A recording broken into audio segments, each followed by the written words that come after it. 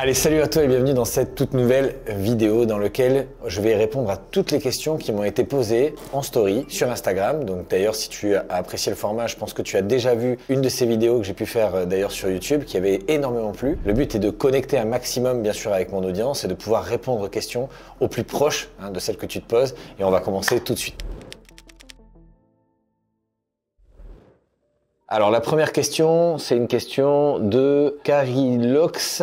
Alors bon, c'est vrai que le prénom est un peu... Alors la première question, c'est les impôts. Alors les impôts, aujourd'hui, c'est la plus grande peur qui fait, on va dire, rage en fonction de tous les investisseurs immobiliers. Maintenant, c'est un peu comme tout. Aujourd'hui, quand je prends toujours l'exemple de la conduite d'une voiture, la peur, c'est ni plus ni moins que la conséquence du manque de connaissances qui fait que finalement, avec le manque de connaissances, on n'a pas de repères et comme on n'a pas de repères, finalement, on est quand même assez perdu rapidement et on nage en fait dans une brume où on se dit, ben voilà, je sais pas à quoi m'accrocher puisque je n'ai encore rien vu, rien perçu de tel et donc finalement, ça me fait peur, ça m'effraie parce que je n'ai pas de connaissances sur le sujet. Les impôts en immobilier, il n'y a rien de drastiquement compliqué. Il y a quelques niches effectivement fiscales. C'est en perpétuel mouvement, donc il faut vraiment bien se former pour savoir exactement vers quelle niche aller pour ses premiers investissements. Globalement, première chose qu'il faut connaître dans l'investissement immobilier, c'est que les impôts en investissement immobilier vont être dérogés uniquement sur la règle de l'impôt, donc l'IRPP, l'impôt progressif, du barème progressif, donc de l'impôt sur le revenu. Et c'est en fonction en fait de cet impôt-là qui va en fait découler tout le reste. En fonction de ça, tu vas pouvoir choisir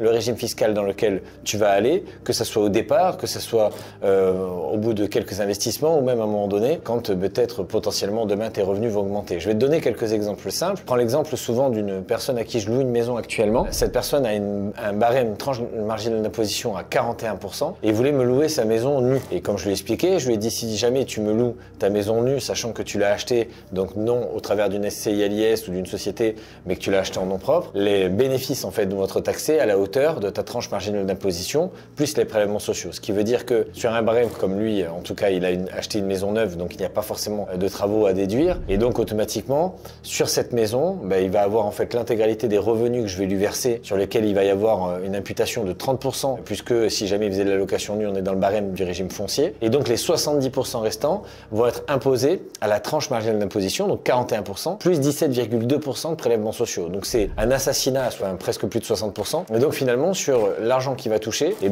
après avoir enlevé 30%, ça fait quand même au total, si on fait une moyenne, presque 50% d'impôts partis. Et donc pour moi en tout cas un très mauvais calcul. À ce moment-là, ce que je lui ai proposé, c'est plutôt de partir sur des revenus BIC, donc bénéfices industriels et commerciaux, donc dans le régime du LMNP, qui lui a permis en fait, au lieu d'avoir un abattement de 30%, d'avoir un abattement de 50%, et donc automatiquement finalement d'avoir une réduction de son imposition. Mais ce que je lui ai proposé encore plus intelligent, c'est de partir surtout sur du frais réel. Il faut savoir que dans 80% des cas, selon moi, le frais réel sera toujours plus avantageux que le micro.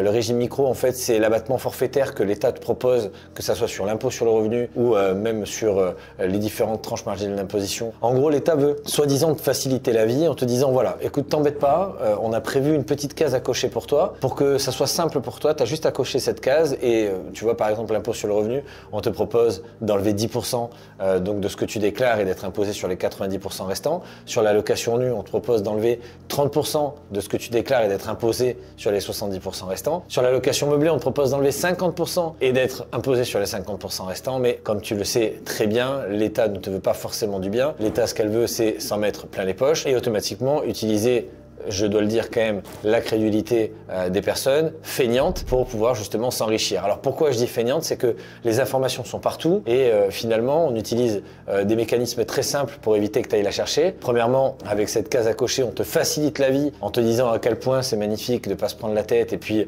voilà, utiliser on va dire le curseur de ta feignantise pour tout simplement finalement te la faire payer très cher. Mais finalement c'est peut-être le prix du confort. Moi personnellement j'ai préféré me former. Et après tu vas avoir aussi un autre curseur, c'est le curseur de la peur qui est omniprésente, c'est-à-dire qu'on va toujours dire aux personnes, je pense que tu l'as déjà entendu dans ton entourage, attention, tu sais, si jamais tu utilises les frais réels par exemple dans ton revenu global et que tu veux déduire tes allers-retours au travail, que tu veux déduire tes vêtements de travail parce que tu peux, il y a plein de choses que tu peux déduire dans les frais réels, que ça soit sur l'impôt l'impôt sur le revenu ou même sur l'immobilier, on te dit attention, parce qu'à partir du moment où tu commences à déduire, les impôts, ils vont te tracer au fer rouge et finalement, à un moment donné, tu finiras par payer le double. On l'a tous déjà entendu, plus communément sur l'impôt sur le revenu, puisque si t'es pas encore investisseur immobilier, tu l'as certainement entendu comme ça. Et finalement, on l'a toujours entendu, c'est attention, tu sais, on sait ce qu'on perd, mais on sait pas ce qu'on gagne. Finalement, aujourd'hui, tu vas vouloir récupérer 10% et demain, c'est 90% qui vont te prendre. En plus de ça, il va falloir que tu justifies, que tu conserves les tickets, etc. Aujourd'hui, on en fait tout un fromage, mais 99% des personnes qui te disent ça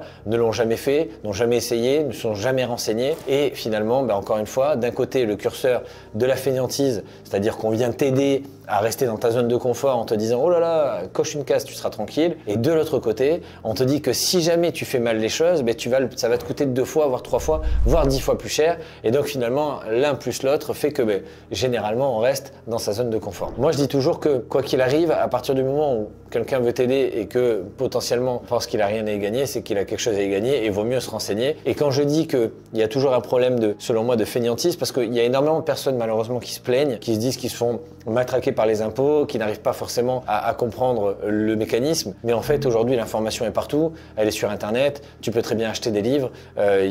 Gratuitement, sans acheter de livres, tu peux retrouver ces informations-là et te former et apprendre justement comment utiliser les bons outils pour ne pas payer d'impôts. Maintenant, c'est vrai que c'est beaucoup plus simple le soir de regarder Netflix, de passer sa vie à chiller et de se dire putain, c'est vrai, l'État me veut pas du bien. Mais sache que l'État français a prévu ces règles et ces règles-là sont faites pour que eux ne les subissent pas. Aujourd'hui, tu vois très bien que les hyper riches ne payent pas d'impôts, d'accord? Et si tu le sais pas, je te le dis, hein, les hyper riches ne payent pas d'impôts. Les personnes qui aujourd'hui sont formées ne payent pas d'impôts ou très peu d'impôts, ou alors ils utilisent l'impôt avec des façons qui leur permettent en fait tout simplement de réutiliser cet impôt sans forcément le payer. Je vais t'expliquer d'ailleurs un exemple concret. Si par exemple tu as une société civile immobilière à l'impôt sur les sociétés, là on a une fiscalité encore différente. Ça peut être très intéressant par exemple pour une personne qui a une tranche marginale d'imposition élevée de passer par ce système-là parce que il n'aura pas une double imposition. D'un côté, tu as l'imposition en nom propre ou alors transparence fiscale si jamais tu fais une SCI à l'IR, donc un impôt sur le revenu. Globalement, une SCI à l'IR, c'est exactement pareil que si tu le faisais sans société.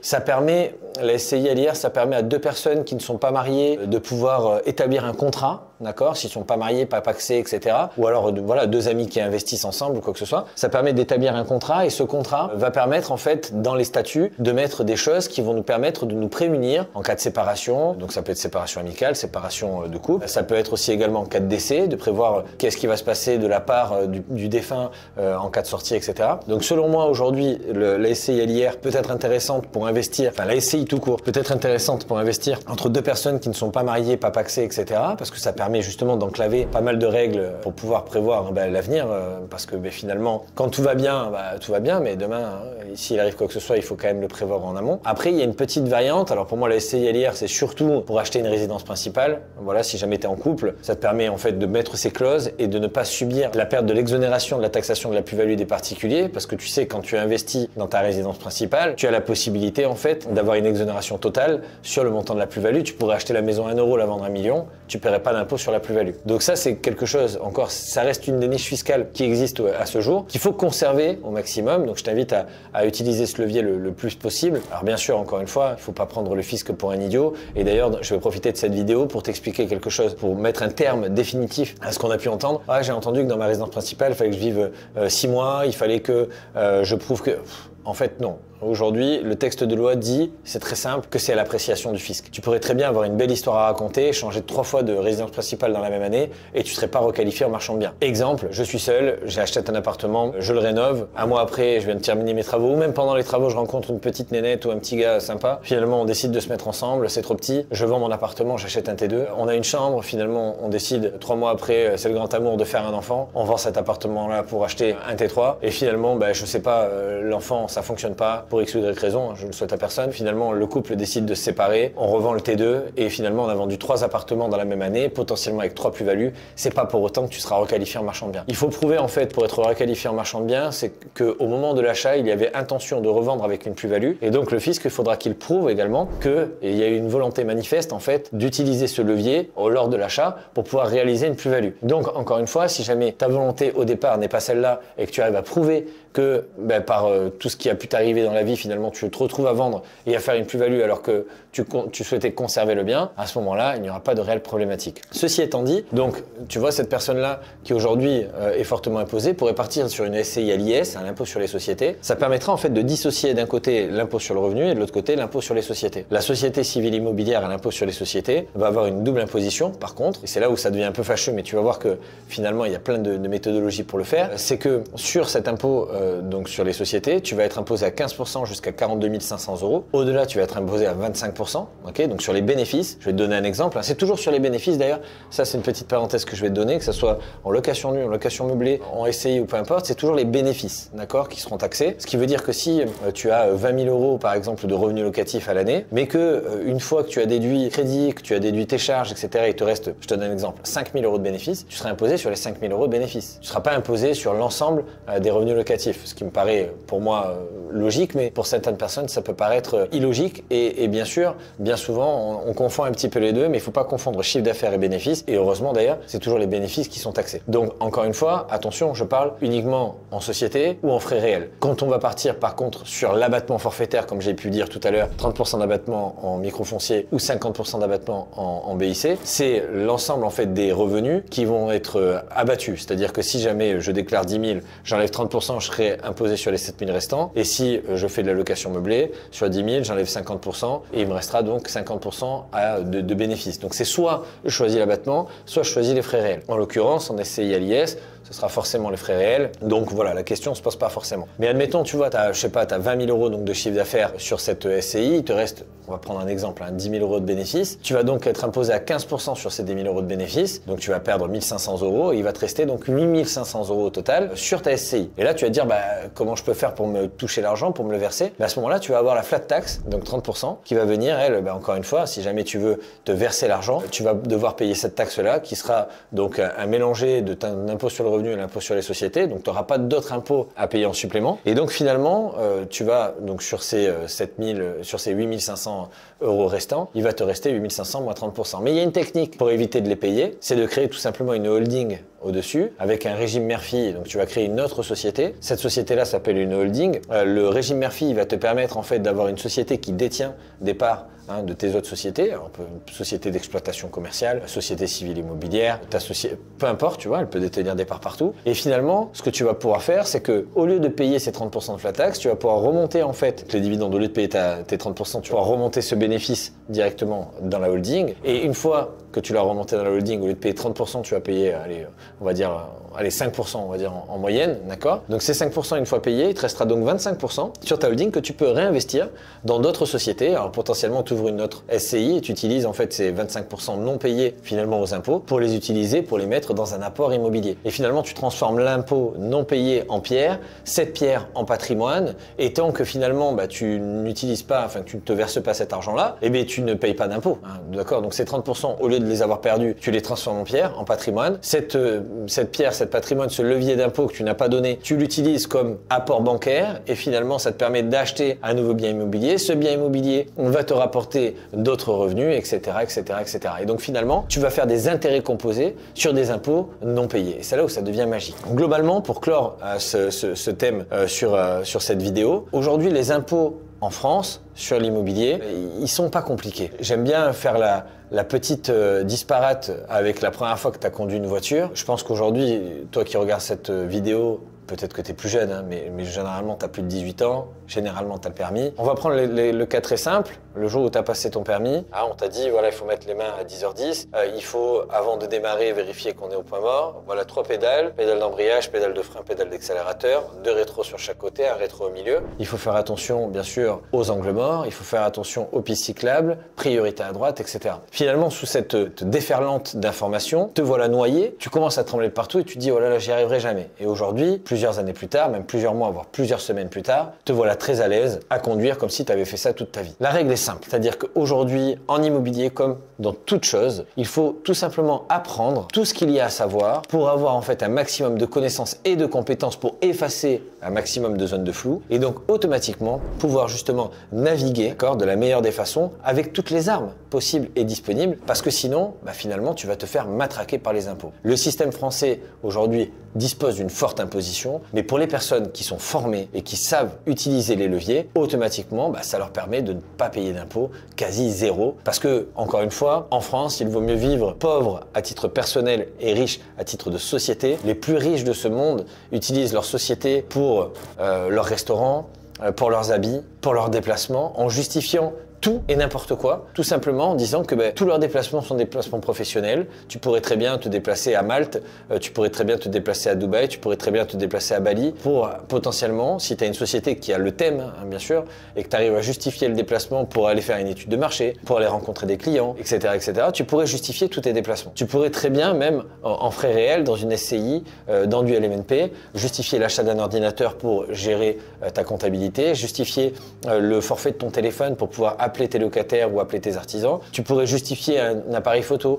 pour prendre des photos donc de tes appartements pour les mettre en location. Tu pourrais justifier tes restaurants à chaque fois que tu te déplaces par exemple sur le lieu et que tu as besoin par exemple d'aller voir un locataire, d'aller voir comment ça fonctionne. Et finalement à chaque fois tu vas avoir des factures de restaurant, ça fonctionnera très bien. Tu pourrais très bien justifier également un hôtel si jamais tu te déplaces là-bas pour pouvoir tout simplement dire voilà, aujourd'hui je me suis déplacé, il y avait de la route et j'ai décidé de dormir sur place. En fait, tu pourrais très bien tout justifier à partir du moment où il y a sur l'objet social, sur l'objet de ta société, quelque chose qui fait que tu peux dire que tu es parti de ce point A à ce point B pour justement soit développer ton activité, soit parce que tu as besoin de bien t'habiller pour bien présenter devant un client, soit pour ta gestion, soit pour ton organisation, etc. Et finalement, en fait, quelque part, tu comprends un petit peu le mécanisme, c'est que tout est justifiable. La liste de frais est non exhaustive. Ça veut dire que tu peux vraiment, en fait, tout faire et presque n'importe quoi.